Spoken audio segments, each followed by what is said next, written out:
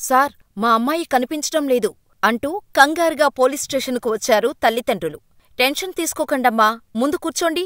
మా lady constables మీ అమ్మాయి ఎక్కడున్నా కనిపెట్టి తీసుకొస్తారు. డోంట్ వర్రీ అని చెప్పారు అక్కడి పెద్ద ర్యాంకు ఉన్న పోలీసాఫీసర్. ఏంటి సార్, మేమంత చులకనగా కనిపిస్తున్నామా? కానిస్టేబుల్స్ను పంపిస్తామంటున్నారు అంటూ ఫైరైపోయారు.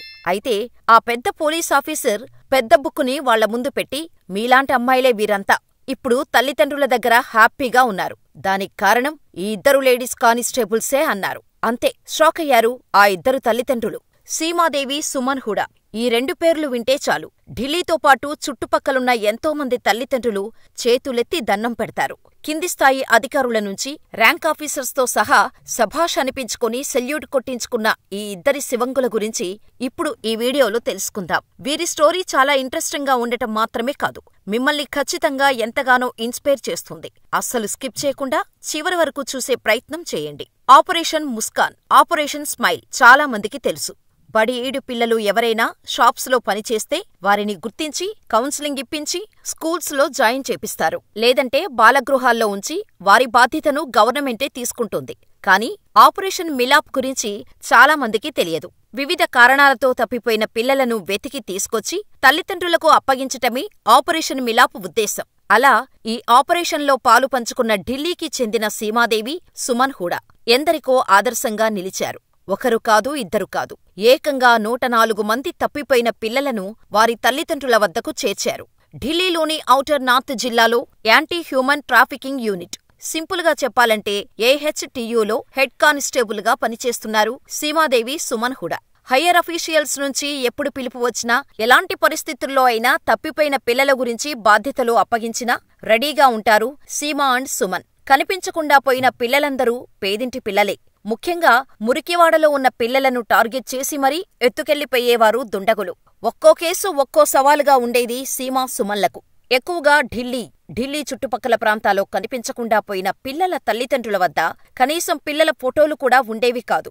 మా పిల్లలు ఇలా ఉంటారు అని పోలికలు చెప్పి ఎలాగైనా మా పిల్లల్ని కనిపెట్టాలంటూ సీమా, సుమన్ల కాళ్లమీద పడేవారు. ఇంకొందరి దగ్గర పిల్లల ఫోటోలు ఉన్నా అవన్నీ అవుట్డేటెడ్ ఉండేవి. అంటే 12 ఏళ్ల వయసులో పిల్లలు తప్పిపోతే 5 ఏళ్లు ఉన్నప్పుడు తీసిన ఫోటోలే వారి తల్లిదండ్రుల దగ్గర ఉండేవి. ఇలాంటి ఎన్నో ప్రతికూల పరిస్థితుల్లోనే ఆపరేషన్ మిలాప్ తెరమీదకు వచ్చింది. ఈ ఆపరేషన్లో ఎంతోమంది పోలీసులు భాగమైన సీమాదేవి, సుమన్ హుడాలు మాత్రం సవాలుగా తీసుకున్నారు. కనిపించకుండా పోయిన పిల్లలను ఎలాగైనా సరే తిరిగి తల్లిదండ్రులకు అప్పగించాలి అనేదే వాళ్ల టార్గెట్గా పెట్టుకున్నారు. కానీ అదెంత కష్టమో వారికి కూడా తెలుసు. అయినా సరే రంగంలోకి దిగారు. ప్రతి ఒక్క కేసును ప్రతిష్టాత్మకంగా తీసుకున్నారు. వాళ్ల ఆపరేషన్ ఢిల్లీలో మొదలుపెట్టి చిన్న చిన్న లీడ్స్తో ఉత్తరప్రదేశ్, బీహార్, హర్యానాలో ఊరూవాడా కూడా మిస్ చేయకుండా వెతికేవారు. కొన్నిసార్లు తప్పిపోయిన పిల్లలను కనిపెట్టినా పిల్లలకు సీమా, సుమన్ మాట్లాడే భాష అర్థమయ్యేది కాదు. పైగా కొత్త ప్రాంతాలకు ఇన్వెస్టిగేషన్ కోసం వెళ్లినప్పుడు స్థానికులు సీమాదేవి, సుమన్లను అనుమానంగా చూసేవాళ్లు. మీరు నిజంగా పోలీసులేనా అని అడిగేవారు. వారిలో నమ్మకం రావటానికి కాస్త టైం పట్టేది. అయినా ఓపికగా ఎదురుచూసేవారు సీమాదేవి, సుమన్లు. స్థానికులలో నమ్మకం వచ్చాక ఇంటింటికి వెళ్లి వెతికేవారు. అలా కొన్నిసార్లు పిల్లలను ఎత్తుకుపోవటానికి వచ్చారని తిరిగి వీరిపైనే దాడులకు కూడా దిగేవారు. ఇలాంటి ఎన్నో ప్రతికూల పరిస్థితులు ఎదురైనా ఎప్పుడూ వెనకడుగు వేయలేదు. సైబర్ టీం సాయం తీసుకుంటూ పిల్లలు ఎప్పుడైనా తల్లిదండ్రులను కాంటాక్ట్ చేశారేమో అని ఎప్పటికప్పుడు అప్డేట్స్ చెక్ చేసుకుంటూ ముందుకు వెళ్లేవారు.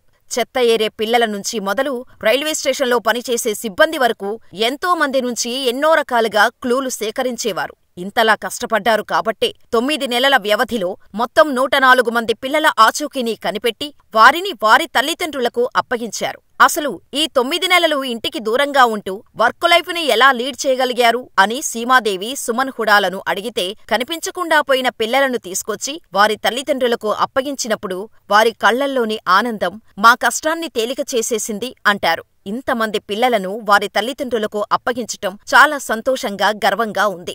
మాకు ఫిక్స్డ్ డ్యూటీ టైమింగ్స్ ఉండేవి కాదు. తప్పిపోయిన పిల్లల గురించి ఏ చిన్న సమాచారం అందినా వెంటనే ఇంటి నుంచి బయలుదేరేవాళ్లం. కనిపించకుండా పోయిన పిల్లల్ని వెతకటంలో మా పిల్లల్ని చూసుకోవటం కుదిరేది కాదు. అయినా ఏనాడూ బాధపడలేదు. మా ఫ్యామిలీ సపోర్టుతోనే ఇదంతా చేయగలిగాము అని క్రెడిట్ మొత్తం కుటుంబానికి ఇచ్చేశారు సీమాదేవి. ట్రాన్స్పోర్ట్ ఫెసిలిటీ లేక ఎన్నో కిలోమీటర్లు నడిచి బాగా అలసిపోయేవాళ్లం. కానీ తప్పిపోయిన పిల్లలను చేరుకోగానే ఉత్సాహం వచ్చేది అంటూ వారి పడ్డ కష్టాలను చెప్పారు సుమన్ హుడా. కనిపించకుండా పోయిన పిల్లలంతా బయట పరిచయమైన వారి మాటలు నమ్మి వారితో వెళ్లిపోవటం, లేదా సోషల్ మీడియాలో పరిచయమైన వారి మాయమాటలకు అట్రాక్ట్ అయ్యి వెళ్లిన వాళ్లే ఎక్కువ అని చెప్పారు. ఎదుగుతున్న పిల్లలపై తల్లిదండ్రులు ఓ కంట కనిపెడుతూనే ఉండాలి అని చెబుతున్నారు సీమాదేవి సుమన్ హుడా.